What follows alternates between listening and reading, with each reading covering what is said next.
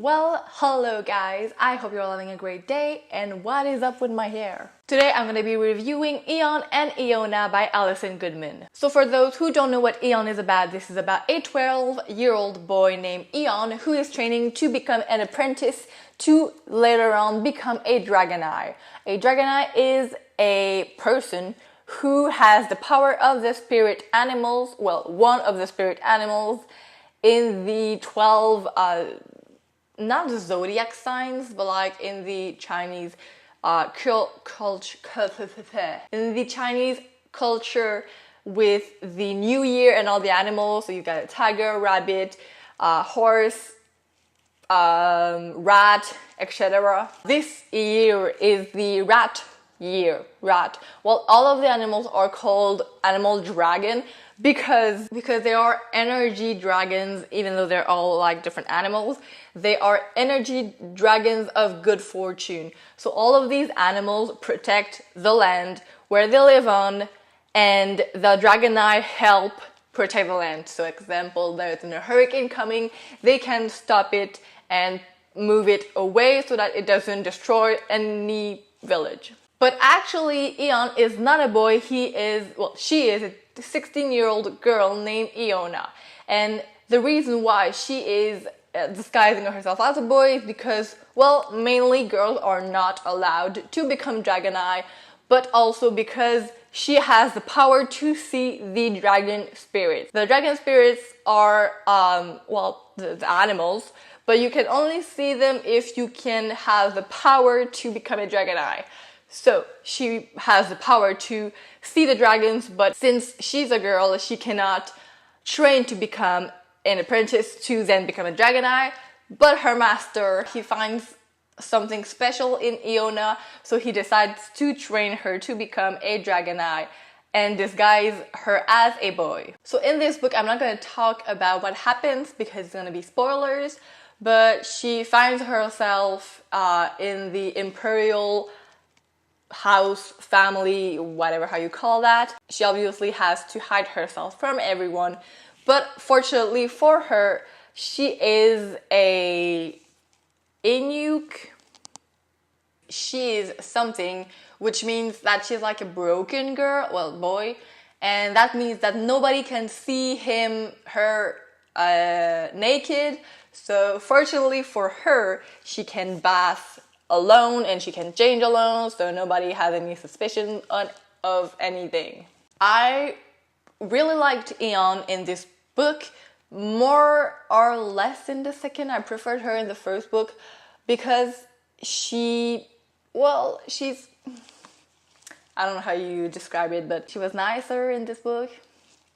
Maybe, I don't know. But in this book, she learns how to control her magic, how to use her magic and use her powers. So at the beginning of the book, she's very, very weak, physically and, not emotionally, but like spiritually. So it was really interesting to see her grow and to see her get stronger every day just by training and pushing harder and harder. The main antagonist in this book is Lord Edo, which is the Dragoneye rat dragon. The rat dragon Dragoneye. I don't know how you say that. He's a Dragoneye for the rat dragon. He is not happy because of a spoiler that I will not say, but he's not happy that Iona is entering the palace, I don't know what this is called. She's like now a part of the imperial throne, and so is Edo, and Edo is like not having it, so he's like just mean to her, but not super mean. He's just like a small threat that is just really, really annoying in the book.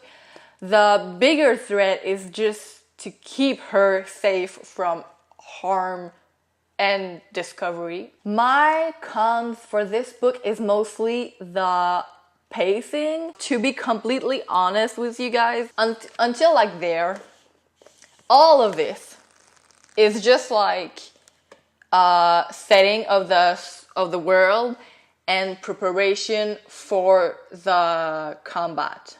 Well, not the combat, but like the moment where they show the dragons their powers and how they can master all the energy inside of them and everything. And it's when the dragon chooses one of the person to become an apprentice. So there are 12 person every year, and one is chosen to become an apprentice. You don't get to know who is chosen until like there, and it's almost half of the book, and it's I didn't really realize it when I was reading it, so it's fine. So while I was reading it, I kind of realized when we learn who is chosen to become the Rat Dragon Apprentice, I kind of realized that we were half in the book, and I was like, oh god, this is so long. What's gonna happen in the second part of the book?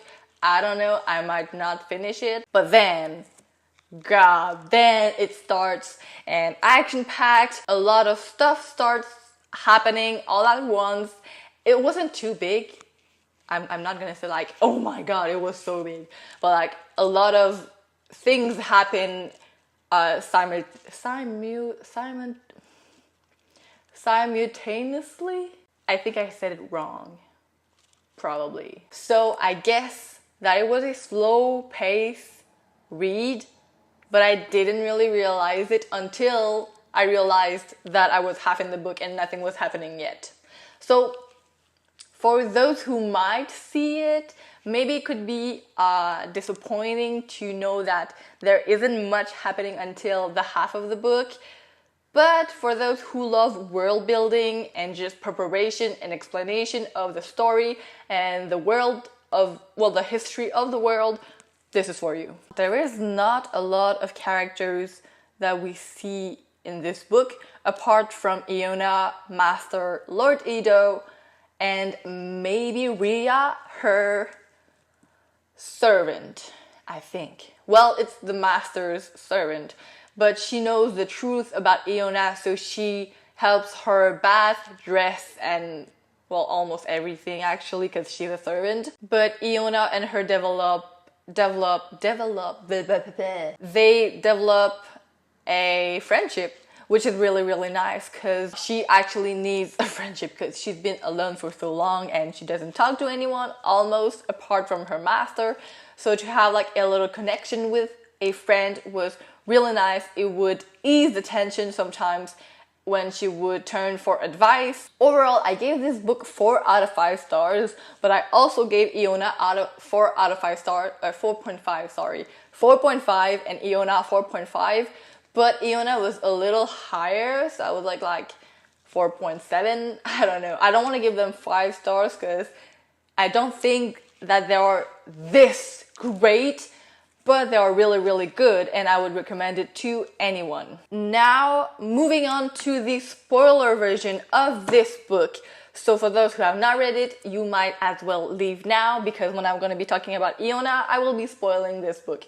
So yeah. When Lord Edo arrived and just was all mean and all like, ha ha ha, I'm gonna take your powers and kill you and everything, I knew that there would be a love-hate relationship, a connection with him, and I was like, God, this could be so good. I was like already figuring everything out. He would become nice and everything would go to plan and it would end like the Shadowy series, but it wasn't, and I was like, oh, well, yeah. It did bother me a lot when he almost, well, he didn't rape her, but he like almost went for it, and I was like, oh God, this is not happening. Please, someone, just scream.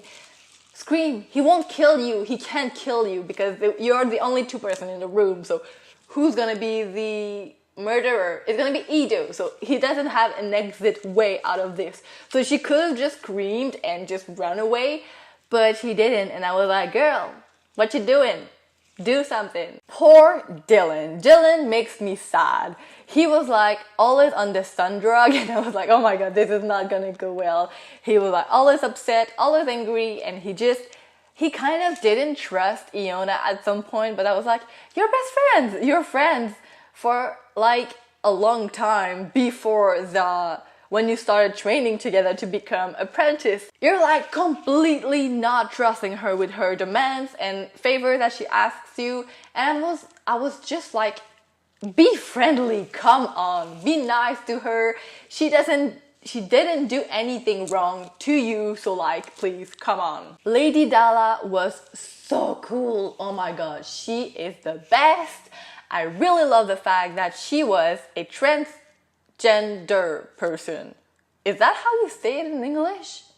Transgender? I think so. But I loved it so much. It was so strange to see a character like this in a time like this, because that time is like 1500, 1600, I don't know where it's said, but it's said like where you fight with swords, so I'm guessing it's a long time ago. And to have this kind of character enter into this world that is not having it except for the emperor, but like other people are not having what she is and they're not going for it, but she is there and she is so confident, and I was really loving that about her character. The fact that her and Rico were like they were not really like falling for each other, but it was obvious that something was going on. But I didn't know if Rico was reticent because she was a boy or just because he didn't love her. So I was like, well, I don't know. He would do anything for her. So I was like, just get together, please. In the ending, when Lord Edo started feeling stuff and like compassion and regret, I was like, oh my god, this is it. This is it. In the second book, he's gonna become so nice and he's gonna fall in love with her. She's gonna fall in love with him. It's gonna be so perfect. But I dreamt too fast. So that was it for my review of EON. Good book. Really good book. Recommended to anyone. I really loved it. I'm just realizing that this is a really long video, so I'm gonna stop here and I'm gonna make another video for EON now because this is taking way too long. So I hope you enjoyed. Tell me down below if you have read EON or if you are going to. Let me know what you thought about it, if you liked it, if you didn't. I would really like to know. But until then, I will see you soon with a new video. Goodbye.